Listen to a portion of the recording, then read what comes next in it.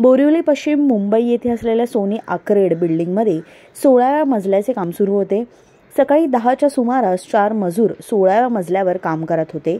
Safety belt आणि सुरक्षा साधनांचा वापर न केल्यामुळे अचानक 16व्या मजल्यावरून 4 मजूर खाली पडले आणि चौघांनाही जवळच्या शताब्दी रुग्णालयात आता दाखल करण्यात आलं आहे। तेथे डॉक्टरांनी 3 मजदूरांना मृत घोषित केलं, तर एका मजदूराला गंभीर अवस्थेत असून त्यावर आता उपचार सुरू करण्यात आलेले आहेत। कामगार पडल्याची माहिती मिळताच बोरिवली पोलिसांनी तातडीने घटनास्थळी पोहोचलेत। यावर पोलीस परिमंडळ 11चे उपायुक्त आनंद भोईत काय म्हणाले ते पाहूयात।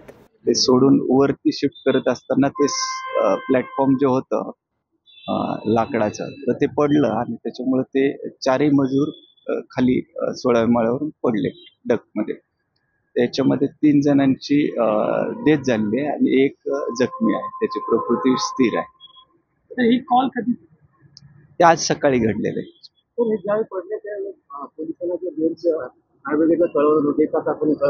नंतर त्यांनी पडल्यानंतर तात्काळ त्यांचं असं म्हणणं की आम्ही तात्काळ हॉस्पिटलमध्ये वैद्यकीय ट्रीटमेंटसाठी त्यांना घेऊन गेले आणि नंतर त्यांनी पोलिसांना कळवलेले।